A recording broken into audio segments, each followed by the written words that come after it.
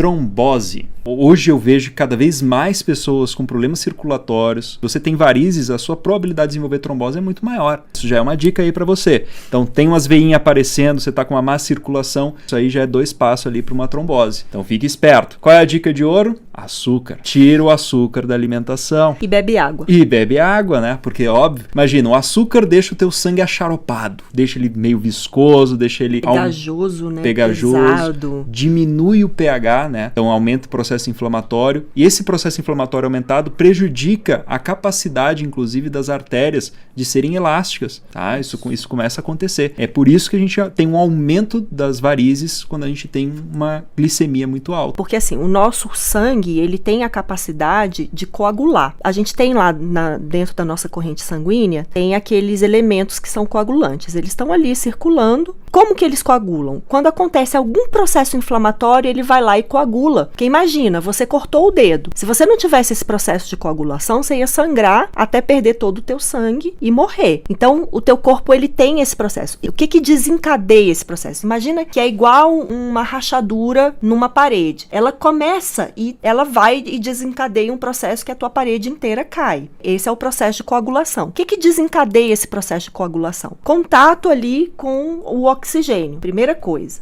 O nosso sistema imunológico, quando você tem um corte, por exemplo, ele causa uma inflamação que desencadeia esse processo de coagulação. Aí imagina que você está inflamando as tuas veias todas por dentro. Você tem um monte de pequenos processos inflamatórios. Por quê? Porque você come açúcar, você tem resistência à insulina, você não tem aquela resistência à insulina chamada diabetes, mas você tem, porque todo mundo tem. Com a idade, todos nós desenvolvemos algum grau de resistência à insulina. Então, você tem ali um pouquinho de resistência à insulina, você fica com açúcar no teu sangue por muito tempo e ele vai causando pequenos processos inflamatórios. Então, você vai formando pequenos trombos, que são essa parte coagulada do sangue. E aí, dependendo do grau de inflamação que você tem na tua corrente sanguínea, você vai formar um trombo muito grande, que é um coágulo grandão que está circulando ali. Ele pode chegar, por exemplo, numa veia lá dentro do teu pulmão, que tem veias bem pequenininhas, e te causar uma embolia pulmonar. Ele pode chegar numa veia pequenininha do teu cérebro e causar um AVC, um acidente vascular cerebral. Ele pode ir para o teu coração e entupir uma artéria importante do teu coração. Então, uma trombose é exatamente isso.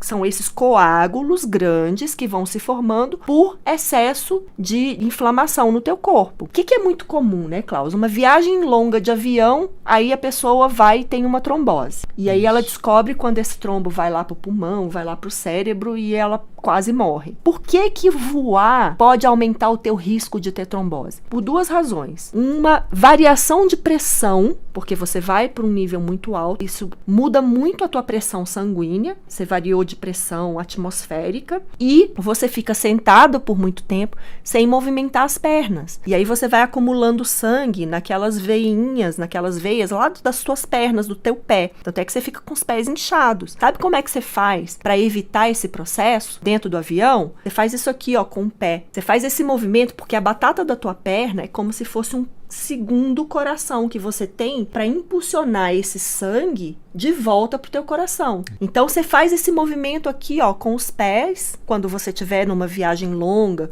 quando você precisar ficar sentada por muito tempo, faz esse movimento com os pés e ajuda o teu corpo a levar esse sangue de volta para cima, para ele não ficar acumulado e parado ali nas tuas pernas. Que a tendência a formar esses trombos, né, é maior quando o sangue fica parado. Uma ótima forma de você poder melhorar a sua circulação sanguínea é, por exemplo, fazer caminhadas. Se bombear, que a Bela falou, cara, isso é muito real. O calcanhar você tem tipo uma almofadinha ali cheia de vasos sanguíneos. Quando você pressiona essa almofadinha, você dá força pro sangue voltar, né? Pro sangue subir. Isso, e a musculatura da tua batata da perna, essa musculatura, ela faz uma pressão que empurra o sangue. E olha, as nossas veias que vão pra perna, elas têm uma válvula. Imagina, você tem a veia aqui e você tem uma válvula que ela trava e não deixa o sangue retornar. vai. Teu músculo pressionou aquela veia, ela empurrou o sangue para cima, ele não volta. Aí você pressiona de novo, ela vai para cima e não volta. E assim você vai conseguindo empurrar esse sangue de volta pro teu coração. E aí você consegue ter uma melhor circulação, você não tem tanto inchaço nas pernas e você diminui o risco de fazer a trombose. Além de retirar esses alimentos que têm açúcar, de botar caminhada na tua vida, beber água, o que mais que a gente pode fazer? Existe uma receita fácil e simples de um tempero brasileiro. Ele não é brasileiro, ele é indiano, na verdade. Ele veio como especiaria, inclusive. Esse tempero movimentou o mundo durante muito tempo. Os 2 grandes temperos que movimentaram o mundo e as grandes navegações. Olha só que interessante. Em primeiro lugar, a cúrcuma, ou o açafrão da terra. A cúrcuma é sensacional para melhorar a circulação sanguínea de forma geral. Na medicina oriental, ela tira o que a gente chama de estase de sangue. O que é estase de sangue? Sangue parado, sangue travado. E os sangues congelados, né? Aí já fica mais difícil de entender, mas calma lá. Sangue congelado são as varizes. As varizes são sinais de sangue congelado de congestionamento de sangue. E o açafrão da terra, ele é uma ervinha que vai auxiliar na movimentação desse sangue de forma geral. Olha que fantástico. Na medicina ocidental, ele tem ações anticoagulantes, anti-inflamatórias, poderosas. Então você consegue melhorar a fluidificação do sangue, né? Você consegue tornar o sangue mais fluido. Você consegue desinflamar o corpo. E eu vou te dar outra dica. O açafrão, além de tudo isso, ele auxilia a regular e a controlar as resistências à insulina. Olha só, o açafrão ali, ó, fazendo tudo que você precisa. E para você ter uma melhor obtenção desse açafrão, você pode juntar ele com a pimenta do reino, que é outra especiaria fantástica que movimentou o mundo, né? Inclusive foi usado já para pagamentos no mundo antigo. E olha só que fantástico. Se você quiser fazer uma proporção legal, uma coisa que eu já aconselho há um tempo, as pessoas podem fazer o seguinte: você pega lá seus 500 ml de óleo de coco e acrescenta a esses 500 ml de óleo de coco 100 gramas de cúrcuma e uma colher de sopa de pimenta do reino em pó, né? Moe na hora, de preferência, para você não perder ali nenhum princípio dela. E você deixa isso curtir no óleo, cara, durante uns 7 dias e vai ficar sensacional. Você pode usar isso para cozinhar, você pode usar isso puro se você quiser, não tem problema nenhum. Pega uma colherzinha de chá, cara, 2, 3 vezes ao dia. É uma erva que não tem toxicidade alta também, então não precisa se preocupar tanto com o grau de toxicidade dela. Você pode consumir até 80 gramas diários. É muita coisa, você nunca vai conseguir comer isso. Aí tem outra, né? O óleo de coco, ele tem ali na composição dele alguns triglicerídeos, que são gorduras, que o nosso corpo usa para fazer aqueles corpos cetônicos, que são aquelas gordurinhas especiais que servem de alimento para o cérebro. Então, além de tudo, você está dando alimento para o cérebro, desinflamando o teu corpo e ajudando a tua circulação. Olha que maravilha. Então acaba sendo até um remedinho para Alzheimer, cara.